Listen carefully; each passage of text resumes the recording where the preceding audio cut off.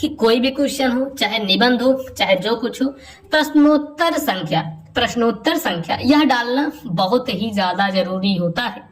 जैसे कि यहाँ पे हम डाल दिए प्रश्नोत्तर संख्या 26 का ख। उसके बाद क्या है, तो उसके बाद ये है कि यहाँ पे लिख दे जीवन परिचय। ठीक, इतना समझ गए। यहाँ पे लिखे जीवन परिचय। जीवन परिचय में हम लिखेंगे सूर्य। अच्छा, उससे पहले एक चीज लिखना होगा, इसके जितने भी ना मेन पॉइंट्स है, मेन पॉइंट्स में क्या आता है कि जैसे नाम, जन्म स्थान, गुरु, मित्र रचना। एक चीज आप ये समझ लेना कि जितना बढ़िया से आप लिखोगे अपने कॉपी में, उतने बढ़िया आपको नंबर मिलेंगे।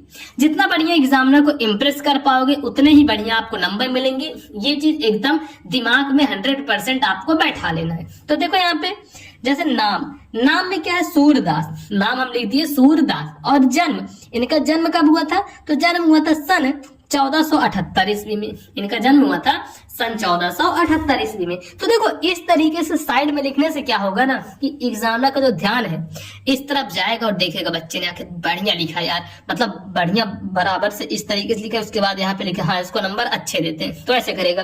फिर जन्मस्थान रूनकता नामक गांव में हुआ था। अब फिर मेन चीज क्या है, इनके गुरु कौन थे, तो इनके गुरु थे वल्लभाचार्य जी। इनके गुरु कौन थे, तो इनके गुरु थे वल्लभाचार्य।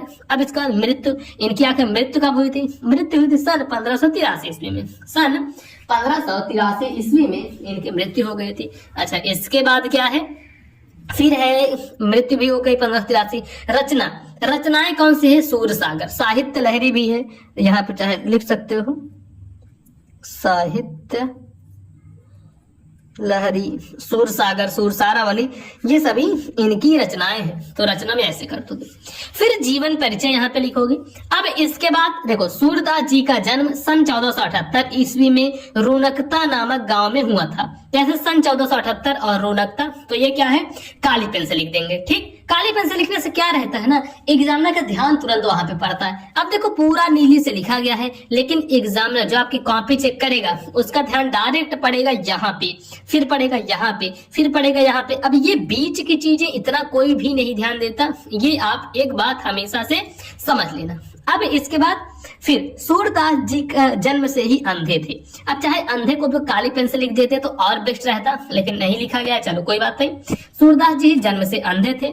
इन्होंने कृष्ण की बाल लीलाओं का, मानव स्वभाव का एवं प्राकृतिक का ऐसा सजीव वर्णन किया है जो आंखों से बिना देखे संभव नहीं है। अब क्या हुआ, श्री कृष्ण जी क्या किए हैं, सॉरी श्री कृष्ण नहीं, ये सूरदास जी क्या किए, श्री कृष्ण की महिमा का ऐसा वर्णन किए हैं कि मतलब कोई अंधा व्यक्ति कैसे कर सकता है। अगर कोई इंसान उनको देखेगा समझेगा तभी उस तरीके से कर पाएगा, लेकिन सूरदास जी क्या किए हैं कि उनकी बाल लीलाओं का वर्णन इस तरीके से ऐसे सजीव वर्णन किए हैं जो कि बिना आंखों से देखे संभव नहीं है। ठीक, तो इसलिए काफी लोग इस विषय में मतभेद भी रखते हैं कि नहीं ये अंधे नहीं थे, कुछ लोग कहते हैं अंधे थे। तो ये चीजें हैं। इसके बाद जो आंखों से बिना देखे संभव नहीं है। फिर सूरदास जी की रुचि बचपन से ही भगवत गीता के गायन में थी। सूरदास जी की रुचि शुरू से ही बचपन से ही भागवत गीता के गायन में थी, उसको गाने में थी। और इनसे भक्ति पद सुनकर पुष्टि मार्ग के संस्थापक महाप्रभु वल्लभाचार्य ने इन्हें अपना शिष्य बना लिया। जो वल्लभाचार्य जी थे, अभी अब जैसा मैंने आपको बताया कि इनके गुरु थे, उन्होंने क्या हुआ, इनको अपना शिष्य बना लिया। और क्या हुआ फिर उसके बाद, हाँ, और श्रीनाथ जी के मंदिर में कीर्तन का कार्य सौंप दिया कि चलो ठीक है भैया, तुम श्रीनाथ जी के मंदिर में जाओ, कीर्तन का कार्य करो। और अतः इनकी मृत्यु सन 1583 ईस्वी को हो जाती है। इनकी मृत्यु 1583 ईस्वी में हो जाती है।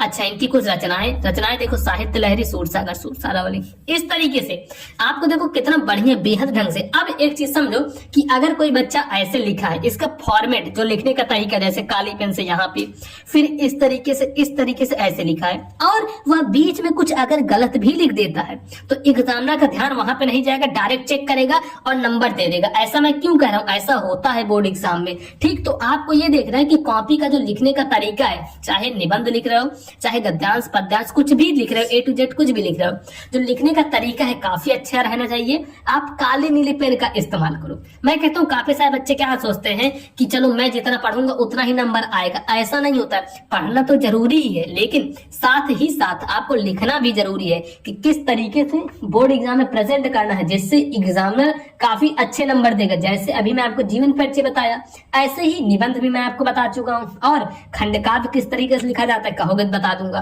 गद्यांश भी बता दिया हूँ कि कैसे लिखना है। तो इन सब तरीकों का यूज करोगे काफी अच्छे नंबर लेके आओगे। बाकी आप चैनल को सब्सक्राइब करके चैनल से जुड़ जाओ।